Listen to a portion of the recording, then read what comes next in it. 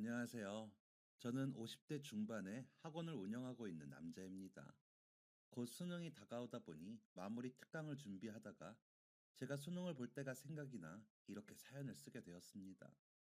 제가 글로 읽는 것보다 귀로 들으면 더 잘 기억하는 까닭에 무언가 틀어놓고 듣는 걸 좋아하는데 쉬고 싶은 시간에 즐겨 듣던 채널에 이렇게 사연을 보내게 되어 영광입니다. 저는 굉장히 불우한 유년 시절을 보냈습니다. 아버지는 일하느라 항상 바쁘셔서 집에 잘 들어오지 못하셨고, 어머니는 제가 초등학교 3학년 때쯤 저보다 4살 어린 여동생과 저를 두고 집을 나가셨습니다.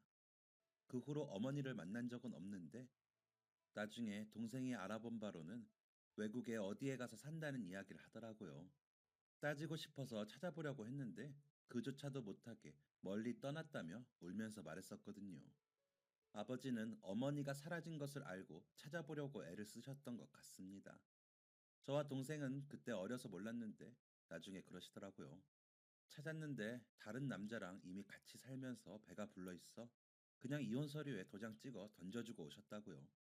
끝까지 버티면서 애를 먹일까도 생각했었는데 임신한 배를 보니 저와 동생이 뱃속에 있을 때가 생각나 차마 그러지 못하셨다고요. 제가 30대 중반이나 돼서야 그 이야기를 들었으니 아마 어머니 뱃속에 있던 그 아이도 이제는 성인이 되었겠죠. 본인이 어떻게 태어났는지 알면 자괴감이 들 텐데 잘 살고 있는지 궁금하네요. 어머니와 살림을 차린 남자는 이혼도 안 하고 어머니와 지내더라는 이야기까지 들었던 터라 그 부분이 걱정이 되는 건지 모르겠지만 아무튼 그런 마음이 들었습니다. 정확히 뭐라고 해야 할지 모르겠네요.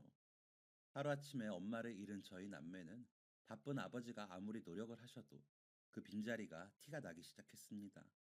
저희가 모든 걸 다 해결하기는 어렵더라고요. 아버지는 급한 대로 집에서 살림을 해주실 이모님을 부르셨고, 고모님이 집에 오셔서 계시게 하셨습니다. 그때 고모님은 무슨 이유에서인지 시집도 안 가시고 혼자 지내시면서 일도 안 하시는 상태셨거든요. 저희 집에 오셔서도 딱히 하시는 일은 없으셨습니다. 이모님께 뭘 해달라거나 하는 아버지의 요구사항들을 전달하고 잘 하는지 살피셨죠. 그때는 어머니가 안 계신 것만 빼면 다른 문제는 없던 터였고 오히려 풍족한 편이었기에 아버지는 저희를 그런 식으로라도 돌보고 싶으셨던 것 같습니다. 고모는 저희에게 말도 안 걸고 밥도 혼자 먹었습니다. 저희가 가까이 있기만 해도 인상을 쓰며 피했거든요. 보다 못한 이모님이 석훈이 고모, 그냥 아이들하고 같이 드시면 안 돼요. 아니, 애들 보려고 와 계신 거 아니에요? 애들이랑 그래서 언제 친해지겠어요? 라고 하시니, 그제야 밥은 같이 먹더라고요. 고모는 저희 숙제를 봐준다거나, 저희 목욕을 도와준다거나, 옷을 챙긴다거나 하는 일은 하지 않았습니다. 오히려 이모님이 저희에게 씻어라, 숙제했냐, 책 읽어라 등등의 일들을 챙기셨습니다. 도대체 왜 저희 집에서 지내는지 알 수 없는 사람이었습니다. 고모는 그렇게 지낸 지 한 3년이 되었을 때쯤 아버지는 저희를 살던 집에서 더 작은 집으로 이사시키셨습니다. 그러면서 이모님은 그만 나오시라고 했다면서 저희에게 이별을 고하시며 눈물을 보이시더라고요. 동생도 이모님과 헤어지기 싫다고 울고 불고 난리도 아니었습니다. 저도 찔끔거리며 울었습니다. 하지만 고모는 아무 상관이 없다는 듯이 행동하더라고요. 이사를 가서도 고모는 돌보거나 빨래를 해주거나 옷을 세탁해주거나 청소를 해주는 일이 없었습니다. 그저 냉장고에 먹을 거 사놨으니까 먹어. 설거지는 이제 할 줄 알지? 라는 말만 했습니다. 하루는 참다 못해 겨우 만난 아버지께 차라리 저희에게 돈을 주시고 저희끼리 지내게 해주시면 안 돼요? 고모가 있으면서 오히려 저희가 더 힘들어요. 빨래나 설거지도 더 많고, 저희 학교 가고 나면 집도 더 어지르고, 학교 다녀와서 그거 치우는 것도 일이에요. 라고 하소연 아닌 하소연을 했습니다. 분명 고모가 자는 것을 확인하고 이야기를 시작했는데, 언제 일어났는지. 야, 너 뭐라고 했어? 라면서 소리를 치더니, 달려오듯 저에게 돌진해 저의 머리채를 잡더라고요. 저는 그대로 머리를 휘어잡혀 끌려다녔고 동생은 그 모습을 보고 놀라 울기 시작하고요. 아버지는 깜짝 놀라 고모를 제게서 떼놓으시더니 너 평소에도 애들한테 손댔냐? 엄마도 없이 크는 조카들 좀 봐주라고 내가 다달이 용돈도 넉넉히 챙겼는데 불쌍한 내 새끼들 때렸어? 라며 소리를 지르시더라고요.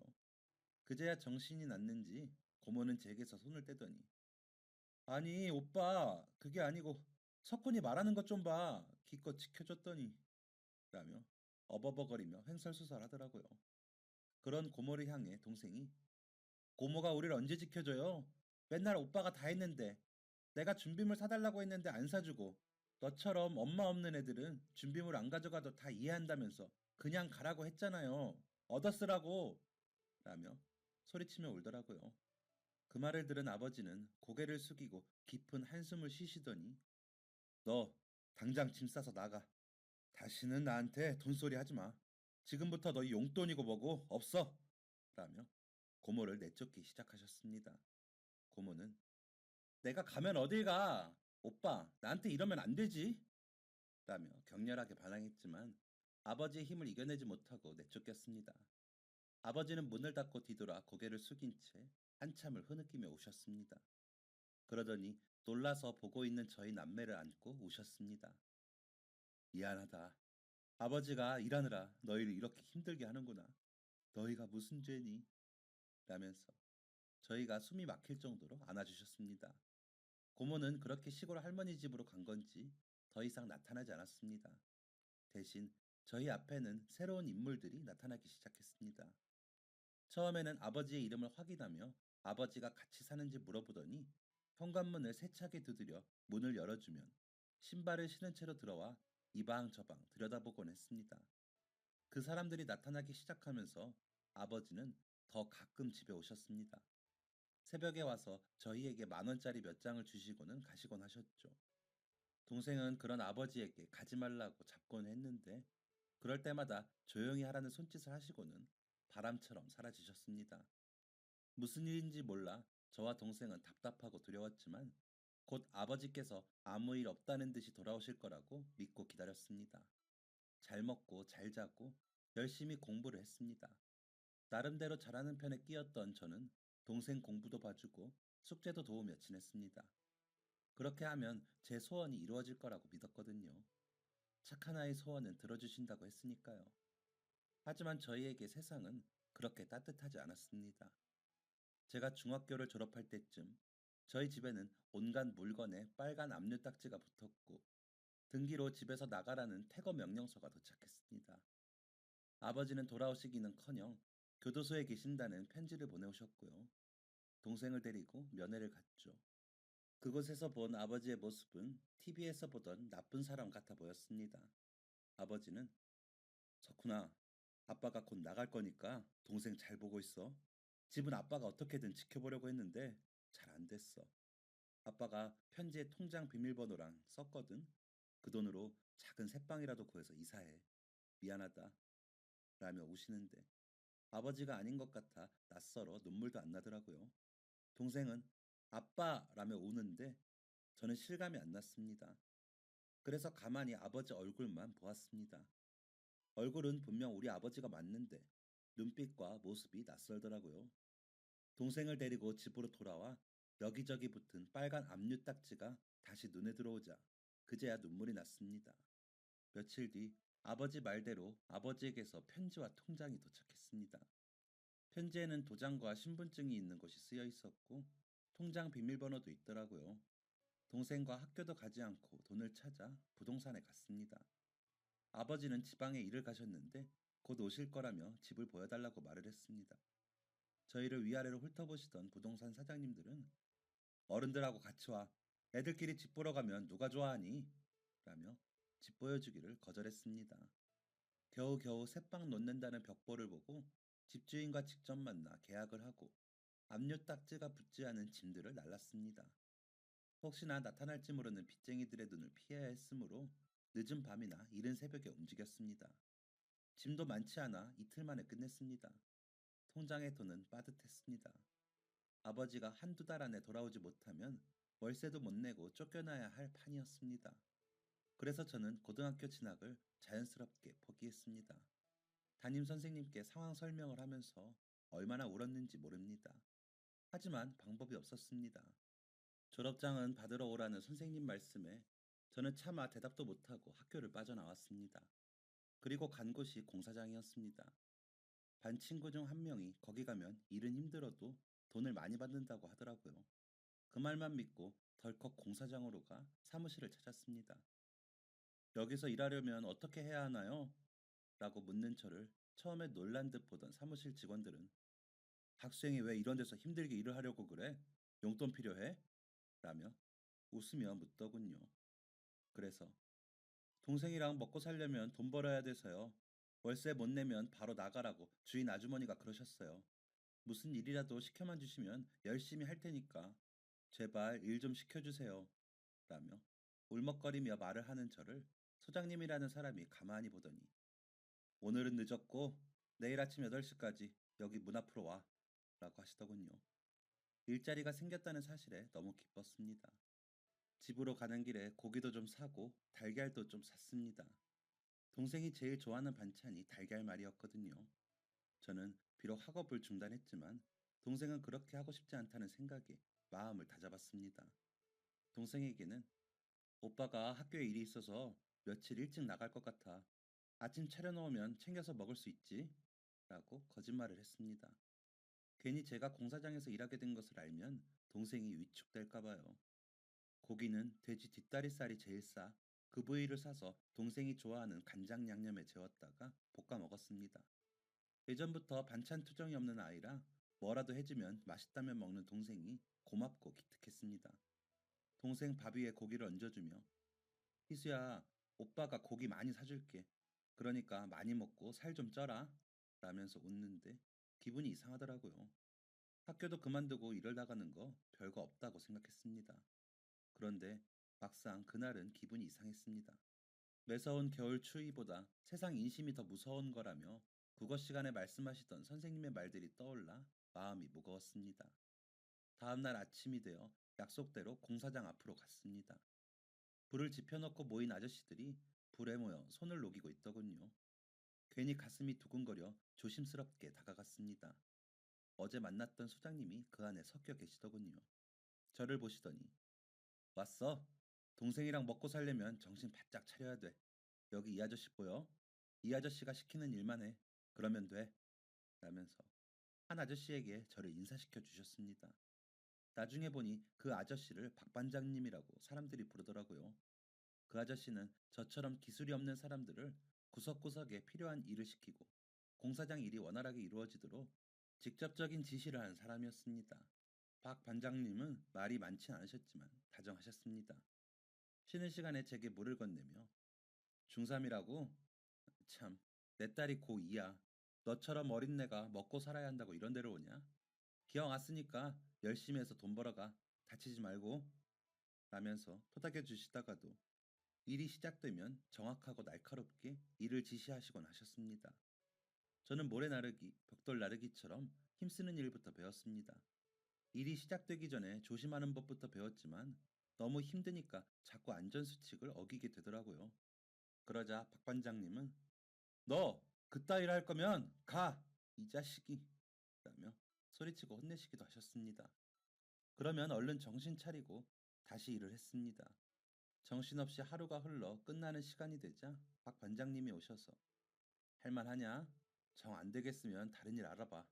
그러다 다쳐서 평생 고생하지 말고 라고 하시고는 가시더라고요. 제가 민폐를 끼쳐서는 안 되겠다는 생각에 다음 날부터는 더 열심히 일했습니다. 첫날 받은 일당을 가계부에 꽂아놓고 잠을 자는데 동생이 오빠 학교 안 갔지? 오빠 이제 학교 못 가? 라며 우는데 아니야 오빠 잠깐만 그러는 거야. 아버지 오시면 다 괜찮아질 거야. 그러면 우리 전처럼 지낼 수 있어. 그러니까 희수는 걱정 말고 학교에 잘 다녀. 필요한 거 있으면 말하고 라고 말하고 뒤돌아 누웠는데 잠이 들었습니다. 너무 피곤했거든요. 그런데도 일 끝나고 나면 돈이 생기니 열심히 안 할 수가 없더라고요.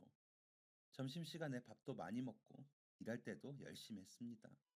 처음에는 정말 죽을 것 같았습니다. 그런데 이게 인이 베낀다는 말이 맞는 게 점점 나아지더라고요.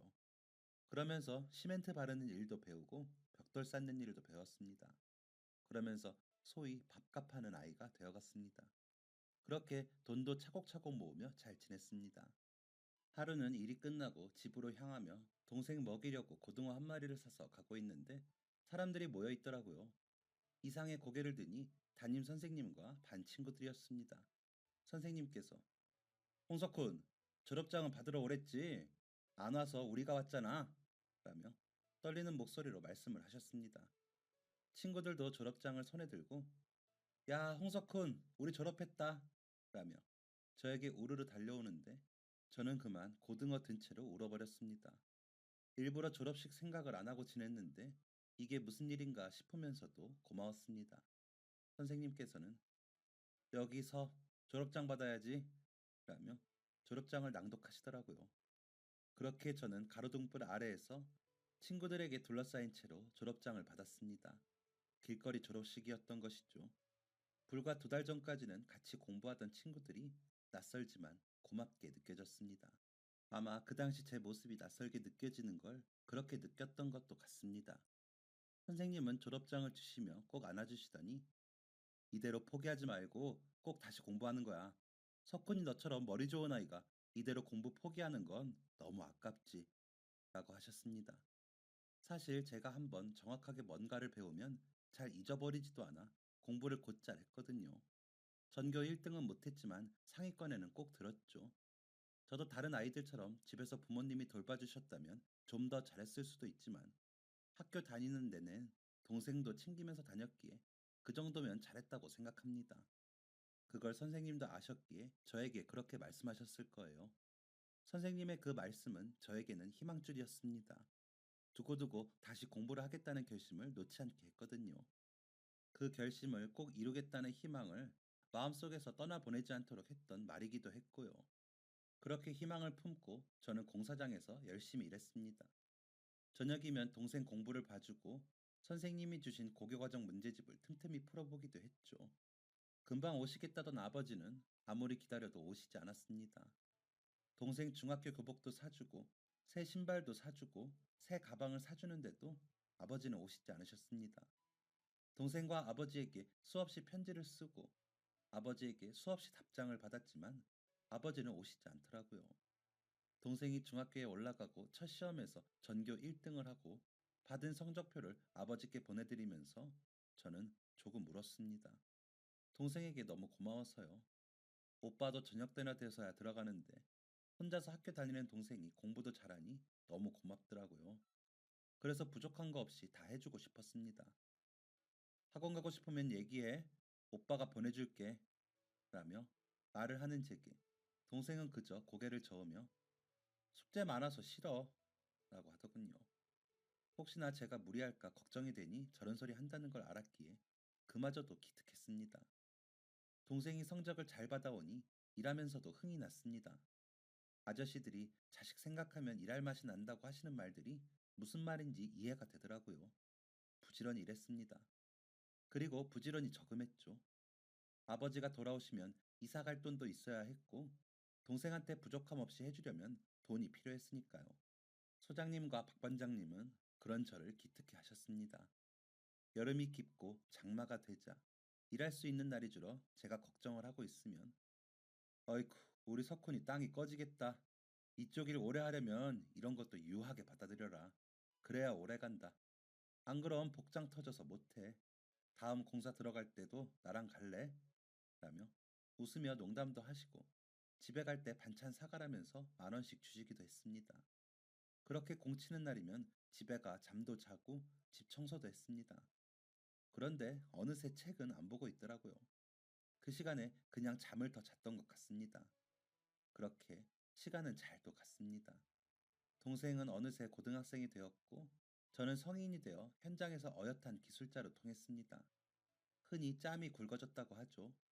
저는 아파트 건설 현장을 3군데 정도 돌게 되었고 박 반장님을 따라다니며 온갖 공사장 일에 투입되고 일할 수 있는 존재가 되었습니다. 아버지가 받으셨다는 형량이 동생 고등학교를 졸업할 때쯤이나 끝이 난다는 소식에 좌절하기도 했지만 그때까지만 버티고 저도 대학에 가자고 생각했습니다. 틈틈이 공부해 검정고시나 합격해 놓은 상태였기에 대학만 들어가면 된다고 생각했거든요. 군대 문제도 있었는데 제가 군대에 가면 동생이 생계 문제가 있기에 미룰 수 있는 만큼 미루자는 생각을 하고 있었습니다. 아버지만 돌아오시면 된다고 그때까지도 믿었으니까요. 그러던 어느 날 사고는 순식간에 났습니다. 대형 크레인이 철근을 올리고 있는데 박 반장님이 석훈아, 너 저기 가서 선 맞추는지 좀 봐라. 오늘 영 불안하다 하시더라고요. 그래서 얼른 달려가 박 반장님과 수신호를 주고받으며 일을 하고 있는데 갑자기 몸이 휘청하는 게 느껴지더라고요. 제 뒤편으로 땅을 파놓았는데 제가 그걸 못 보고 거기로 굴러 떨어진 겁니다. 지하 주차장이었는지 계단이었는지 하여튼 뭔가 만든다고 공간 확보를 해둔 곳이라 꽤나 깊었는데 저나 박 반장님이나 위쪽을 신경 쓰느라 깜빡한 거죠. 저는 그대로 기절을 했고 깨어나 보니 병원이더라고요. 눈을 떠서 하얀 병원 천장이 보이는데도 이게 현실인지 꿈속인지 구분이 안 될 정도였습니다. 정신을 못 차리고 주변만 살피고 있는데 동생 얼굴과 박 반장님, 소장님이 보였습니다. 그제야 내가 살았구나 싶은 게 말을 하고 싶은데 말이 안 나오더라고요. 그래서 끙끙거리며 소리만 냈습니다. 동생은 그런 절 보고 놀란 표정이더군요.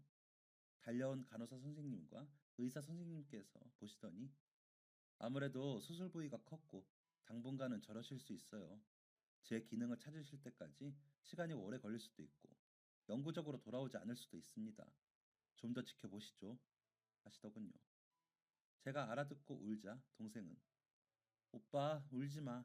머리 울려. 푹 자. 자고 일어나면 괜찮아질 거야. 라며 제 손을 잡고 울더군요. 저는 그런 동생을 안아주고 괜찮다고 말하려고 했는데 말은 안 나오고 이상한 소리만 흘러나오더라고요. 그런 저를 진정시키기 위해 안정제를 투약했는지 잠이 들었습니다. 잠이 들면서도 기도했습니다. 제발 자고 일어나면 다 괜찮아지게 해달라고요. 제 소원은 너무 쉽게 이루어졌습니다. 정말 자고 일어났더니 다시 말을 할 수 있더라고요. 혹시나 싶어 놀랐던 저와 동생은 제가 또렷이 희수야, 오빠 괜찮아 하고 말하는 순간 가슴을 쓸어내렸습니다. 박 반장님과 소장님은 회사에서 나오는 보상금을 다 챙겨받도록 해주셨습니다. 병원비도 받아 수술비와 치료비를 낼 수 있게 해주셨고요. 일이 쉬는 날 문병 오셔서 제가 잘 치료받는지도 봐주셨습니다. 동생은 그 와중에도 모의고사 결과가 전국 30등 안에 들었다며 오빠, 내가 이렇게 열심히 해서 오빠 뒷바라지 할 테니까 얼른 나아 라고 해주더라고요. 그래서 얼른 일어나자 싶은 마음에 더 열심히 치료받고 재활하고 했습니다. 저는 사고로 인한 뇌출혈이었고 수술을 받아 출혈을 잡았다고 했습니다. 말하고 앉고 걷고 뛰는 운동성에 문제가 없었기에 저는 무사히 태어날 수 있었습니다. 다시 일을 나가려고 했지만 동생이 불안해하고 박 관장님과 소장님도 다음 공사 들어갈 때까지 쉬면서 몸을 추스르라고 하셔서 한 달만 더 쉬기로 합의를 보고 휴식을 가지기로 했습니다. 그러면서 책도 좀 보고 그간 못했던 공부도 좀 해볼까 했는데 잠이 늘어서 그런지 책 펴기가 쉽지 않더라고요. 그래서 누워 쉬면서 라디오를 켜고 노래를 듣곤 했습니다. 동생이 집에 있을 때는 아무래도 그러기 힘들었거든요. 공부에 방해될까봐. 여기저기 다이얼을 돌려가며 뭘 들을지 찾다가 사연을 들려주고 변호사님이 자문을 해주는 채널에 귀가 솔깃해졌습니다. 저희 아버지처럼 억울하게 교도소에 간 이야기가 흘러나오고 있었거든요. 동업자가 횡령을 했고 그 빚을 다 떠안은 거죠. 혹시나 변호사님의 이야기를 들으며 구제 방법이 있나 듣는데 증거가 없으면 어쩔 수 없다는 이야기만 나와 화가 울컥나 가슴을 쳤습니다. 그러다가 다른 사연을 듣고 해결 방안을 듣고 어떤 법령이 있어 보호를 받을 수 있는지 듣게 되었습니다. 세상에는 어찌나 나쁜 놈들도 많고 억울한 사람도 많은지 같이 화가 났다가도 해결 방안이 생기면 같이 안심이 되고 속이 후련해졌습니다. 매일 같은 시간 그 방송을 들었습니다. 그러다 보니 법적으로 어떤 절차를 밟는 게 기본인지 파악이 되더라고요. 물론 대강 이런 방법도 있다더라 정도였지만 법하면 어렵고 먼 것이 아닌 편리하게 이용할 수 있는 것이라는 걸 알게 되었죠. 재미있었습니다. 시간이 잘 가기도 했고요. 지금 생각해보면 20대 초반의 남자가 머리를 다쳐서는 집에서 라디오를 붙들고 혼자 화냈다가 웃었다가 하는 게 웃기긴 하지만 그때가 유일하게 제가 쉰 시간이었습니다. 그러다 어느새 한 달이 되었고 동생은 더 쉬길 원했지만 저는 앞으로 가족의 생활에 대해 생각하니 일을 더 이상 쉴 수가 없었습니다. 조장님은 석훈아, 현장 일은 아직 내가 불안하고 당분간은 사무실 돕자. 내가 여기 계장님께 너 일 좀 가르쳐 주시라고 부탁해놨어. 라고 하시는데 월급 자체가 달라. 아유, 저 괜찮아요. 걱정 마세요. 라면서 현장으로 나갔습니다. 박 반장님은 보상금도 많이 받았다며 좀 더 쉬지. 그새를 못 참나. 너도 참. 하며 속상해 하셨습니다. 저는 그저 웃어 보이고는 제 자리에서 다시 열심히 일했습니다. 그러다 우연히 인부 한 분이 부인이 바람이 나서 이혼을 하는데 돈을 다 달라고 한다면서 주변 아저씨들께 속상함을 토로하시는 이야기를 듣게 되었습니다. 그런데 순간 라디오에서 들은 게 생각이 나더라고요. 그래서 아저씨, 그거 그냥 합의 이혼으로 말고 소송으로 하세요. 유책 배우자는 재산 못 챙겨요. 아저씨가 먹여 살렸죠? 명의는 누구 명의예요? 라며 이야기에 참견을 했습니다. 변호사 사무실 가셔봐야겠지만 아주머니가 달라는 대로 안 주셔도 돼요. 상대 남자한테 받았던 각서도 있다면서요. 상담 받아보세요.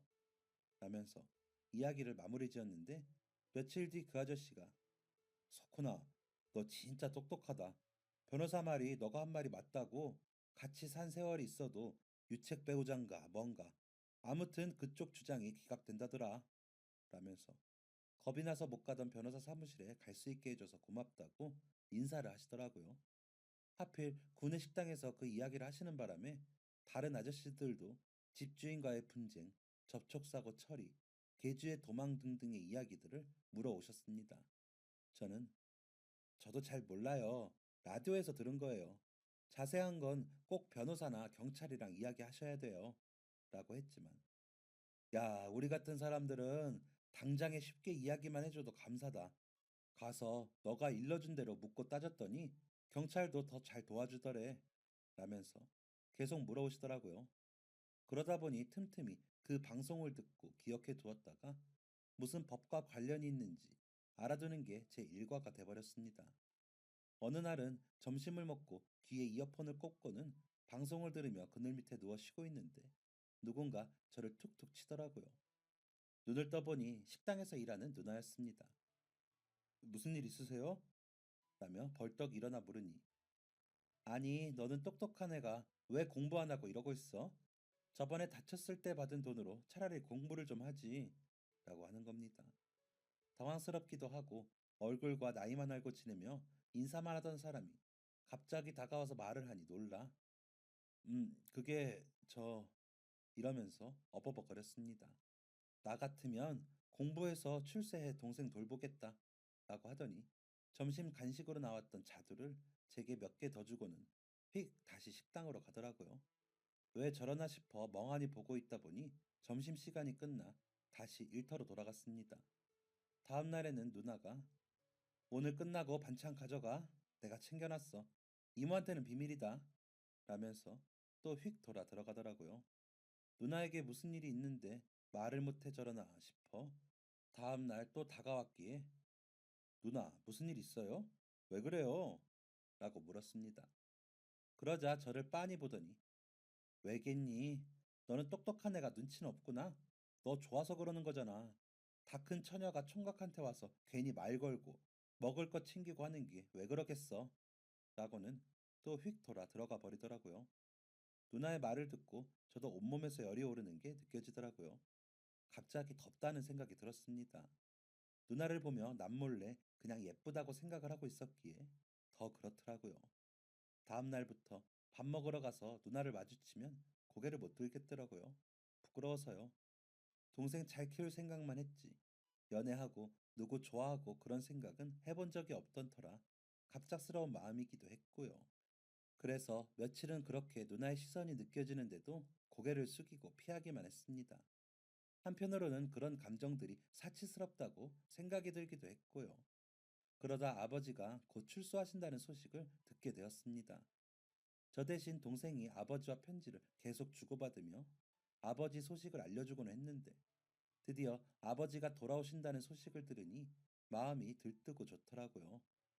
혼자 생각으로 아버지가 분명히 나중을 위해 어딘가에 재산을 가져다 놓았을 것이고, 그러면 우리는 고생을 하지 않아도 된다는 생각을 하고 있었거든요. 그래서 아버지가 돌아오시면 늦었지만 공부를 해서 대학에 가려고도 생각 중이었고요. 그럼 누나에게 좀 더 당당해질 수 있을 것 같아 절 보고 돌아서는 누나를 불러 세웠습니다. 사람들 눈을 피해 한쪽 구석으로 간 저는 누나, 어쩌면 내가 사정이 좀 나아져서 공부할 수도 있을 것 같아. 누나만 괜찮으면 내가 대학 갈 때까지만 기다려 줄래? 라고 물었습니다. 그러자 누나는 저를 빤히 보더니 너가 대학에 가면 나 같은 거 쳐다나 보겠니? 그런 말로 나 꿰지 마. 괜히 민망하고 불편하니까 그러나 본데 됐어. 라면서 가버렸습니다. 며칠을 고민하고 한 말을 그렇게 곡해하고 가버리는 누나가 밉더라고요. 그래서 저도 그만두자 싶어 별 말을 안 했습니다. 소장님과 박 반장님께도 아버지 출소 이야기를 하며 아버지 오시면 일 그만두고 공부할 거라고 말씀드렸습니다. 소장님과 박 반장님은 이제야 제가 고생을 덜게 됐다며 좋아하셨고요. 그동안 제가 번 돈은 동생과 저의 등록금과 당장 아버지가 출소하시면 이사 비용으로 쓸 생각이었습니다. 아버지에게 당당하게 내밀 만한 액수이기도 했고요. 전처럼 아파트로 이사 갈 수 있지 않을까 기대도 했습니다. 동생은 아버지와 함께 살 수 있다는 생각에 설레어 했습니다. 그러면서 오빠, 내가 대학 가면 과외 아르바이트해서 오빠 학원비 내줄 테니까 걱정 말고 공부 시작해. 알았지? 오빠가 한 거에 비하면 부족하지만 그거라도 내가 하고 싶어. 라며 웃었습니다. 공부하느라 삐쩍 마른 동생이 그런 소리를 하니 괜히 짠하더라고요. 더 잘 먹이고 입히지 못해 미안한데 기특하기도 하고요. 우리 희수가 다 컸네. 오빠가 어디 학원비 좀 받아볼까? 하며 웃으면서도 코끝이 찡했습니다. 아버지가 출소하시는 날 동생은 학교에 가지 않았고 저도 일을 가지 않았습니다.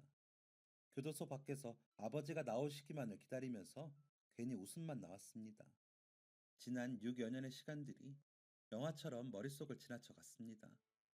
드디어 아버지가 열린 교도소 문으로 걸어 나오시는 것을 본 순간 저와 제 동생은 눈물을 흘리며 달려가 아버지를 안았습니다. 못 본 사이 많이 늙으셨더라고요. 그간 동생은 틈틈이 면회를 왔지만 저는 그러지를 못했거든요. 아버지와 가까운 식당에 가서 일단 밥을 먹고 집으로 왔습니다. 아버지는 눈물만 훔치시고 별 말씀 없이 제 손을 꽉 잡으셨습니다. 그런데도 저는 아버지의 마음이 느껴져 아버지를 잡은 손을 더 꼭 잡았습니다. 저희가 사는 집에 오신 아버지는 여기서 둘이 지냈니? 라며 놀라시더라고요. 방 한 칸에 반지하 방에서 지내는 건 아셨지만 아무래도 생각보다 더 꼴이 말이 아니었나 보더라고요. 저와 동생은 어색하게 웃으면서 막상 지내면 지낼만 해요. 라며 변명 아닌 변명을 했습니다. 아버지는 한참을 두리번거리며 집을 살피시더니 이내 벽을 보고 누워 주무셨습니다. 지치고 피곤한 기색이 완연한 아버지의 모습에 저와 동생은 얼마나 고단하실까 싶어 그냥 그렇게 두었습니다. 새벽에 놀라 소리치며 일어나시긴 했지만 아버지는 아침 일찍 일어나셨고 저녁 일찍 주무셨습니다. 낮에도 거의 누워만 지내시는 것 같더라고요. 차려놓은 음식이 하나도 줄지 않았거든요. 며칠을 그렇게 주무시기만 하던 아버지는 저와 동생이 일과 학교에 나간 사이 집을 나가셨습니다. 나까지 짐이 될 수 없어 떠난다. 하지만 돈 벌어올게. 3개월 안에는 올 테니까 기다려줘라. 미안하다. 라고 쓰여 있었습니다. 아니, 써져 있다며 동생이 붙들고 울더라고요. 머리가 아득해졌습니다. 아버지만 출소하시면 뭐든 게 다 해결될 줄 알았는데 아버지도 방법이 없으셨던 겁니다. 나름 야무지게 세웠던 계획들이 와르르 무너지는 게 느껴지니 서운했지만 불안한 마음에 일을 그만두지 않은 것이 너무 다행이더라고요. 실망해 우는 동생에게 아버지가 얼마나 괴로우시면 이렇게 하고 나가셨겠니? 아버지가 걱정이다. 우리는 지내던 대로 지내면 되지만 아버지는 어디서 뭐라고 계시겠어? 희수야, 흔들리지 말고 너는 공부해. 오빠도 하던 대로 일하면 돼. 라며 안심을 시켜줬습니다. 그러면서도 진심으로 아버지가 걱정이 됐습니다. 세상이 만만치 않다는 걸 저는 알았으니까요. 혹시나 아버지가 전과자 낙인을 달고 고생하지는 않으실까 걱정이었습니다. 어디 가서 찾아야 할지 막막해 어떻게 해야 할지 모르겠더라고요. 아버지 출소 소식을 듣고 거의 매일 언제 일 그만두냐고 물으시는 소장님과 박 반장님께는 계속 일하게 해달라며 웃었습니다. 제 표정에서 쓸쓸함이 느껴졌는지 그 후로는 별 말씀 없이 전처럼 일하며 지내게 해주시더라고요. 저도 한숨을 크게 쉬는 버릇이 생기긴 했지만 전처럼 열심히 일만 하려고 노력했습니다. 동생 대학에 보내고 좋은 물건 사주려면 그래야 하니까요. 아무렇지 않은 척 열심히 일했습니다.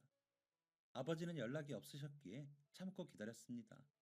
그러는 사이 시간은 또 흘렀고 동생은 드디어 대학에 들어갔습니다. 좋은 약을 만들어서 약만 먹어도 낫게 하고 싶다며 약학과에 진학을 했습니다. 너무 자랑스럽고 기특했죠.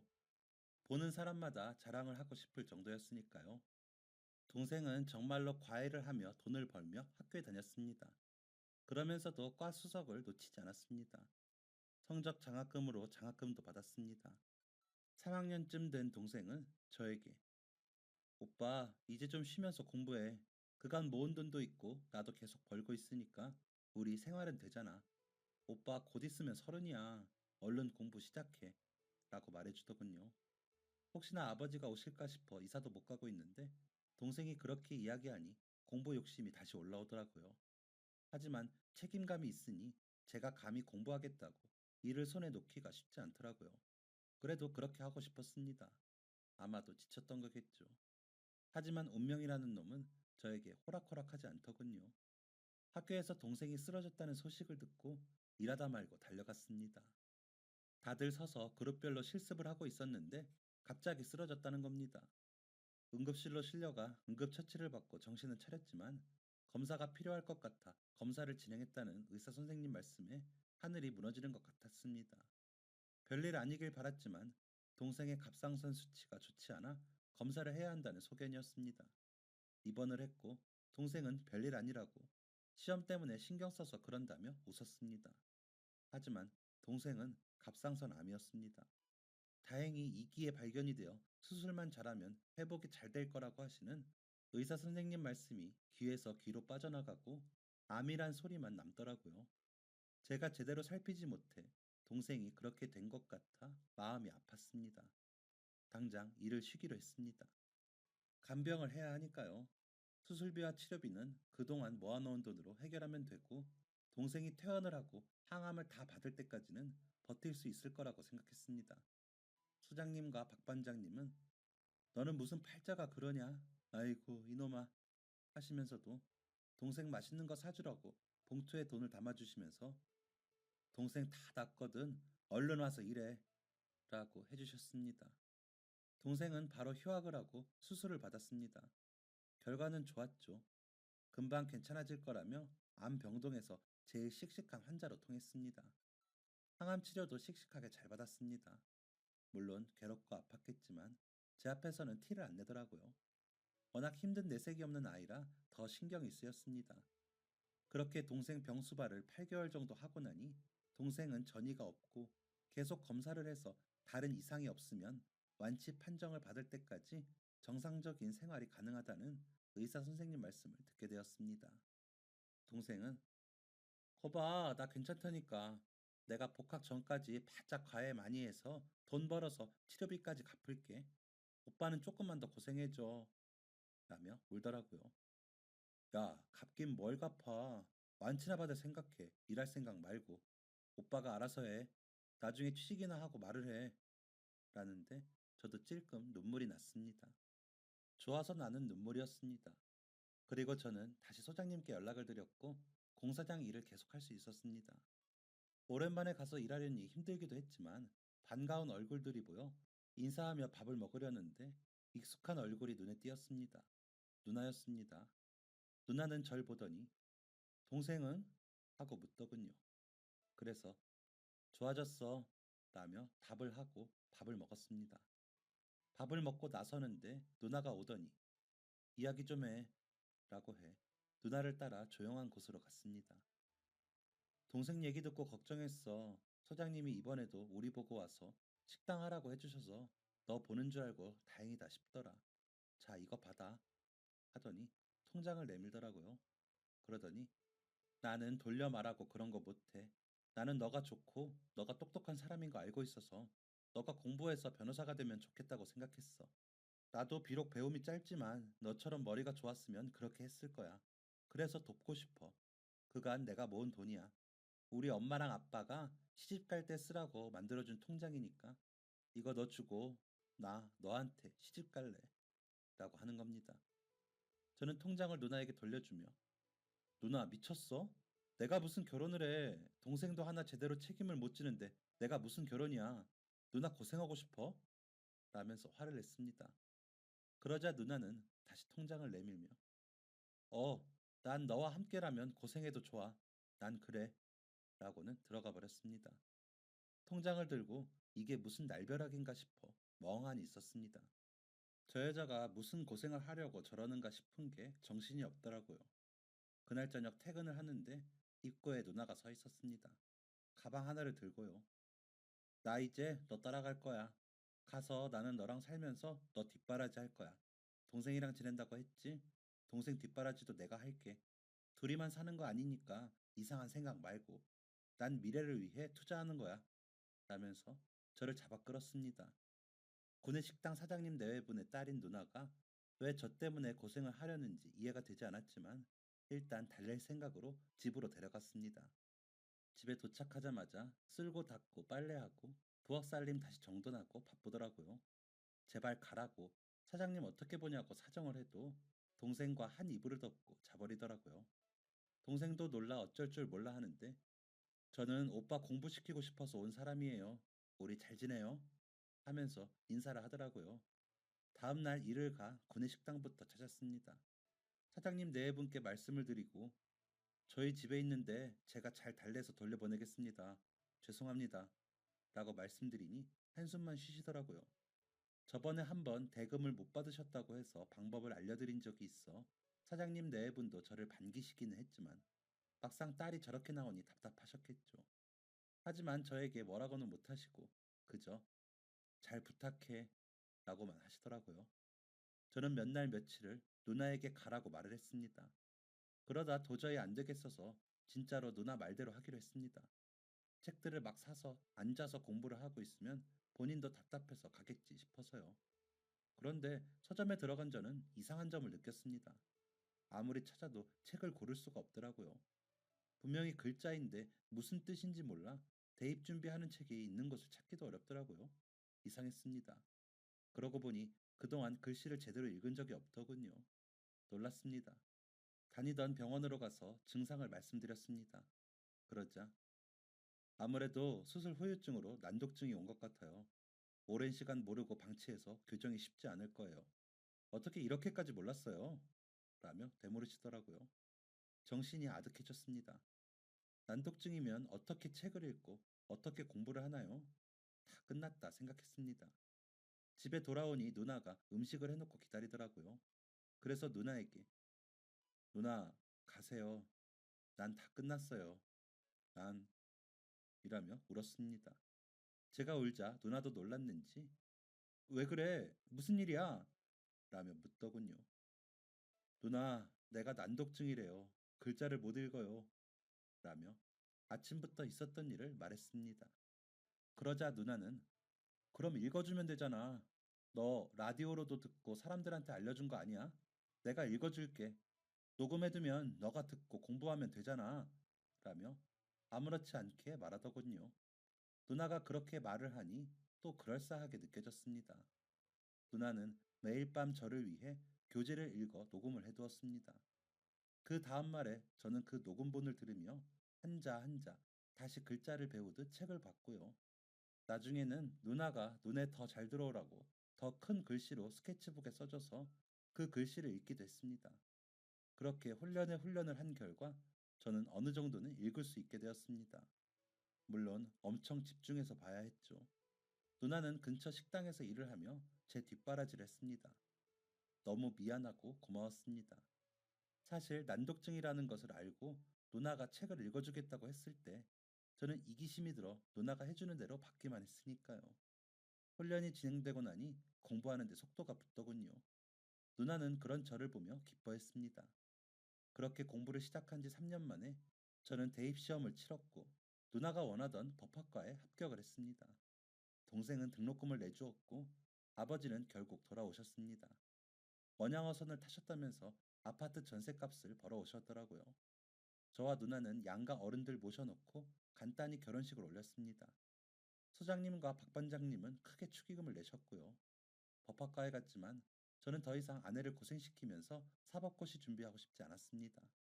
그런데 때마침 조교님이 학원 보조 알바를 추천해 주시더라고요. 그래서 그 일을 시작으로 저는 강의를 시작했고 나름 사탐 쪽에서는 인지도가 있는 강사가 되었습니다. 그래서 지금은 사탐, 과탐 전문 학원을 운영하며 인강을 진행하고 있습니다. 아내는 저 때문에 고생한 탓에 손가락이 휘어 지금도 밤마다 주물러야 합니다. 더 이상 고생시키지 않겠다는 약속을 하고 싶네요. 동생은 제약회사에서 연구직으로 일하는데 제 강의 틀어놓고 보면서 모니터를 해줍니다. 아버지는 이제 나이가 많으셔서 쉬시면서 저희 아들들 데리고 낚시 다니시는 게 제일 좋다고 하시고요. 저희 아내가 없었으면 저희 가족에게 이런 좋은 날이 있었을까 싶어 매일 고맙습니다. 물론 동생과 아버지도 건강하게 각자의 자리에서 잘 지내줘서 고맙고요. 요즘은 나이가 드는지 자꾸 옛날 생각이나 소장님과 박 반장님을 찾아가 소주를 사곤 하는데 이번 기회에 감사하다고 말씀드리고 싶네요.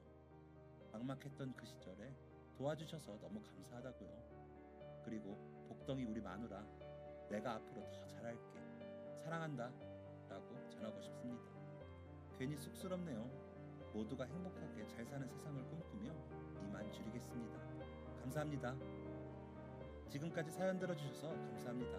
사연이 재밌으셨다면 구독과 좋아요를 눌러주세요. 감사합니다. 안녕히 계세요.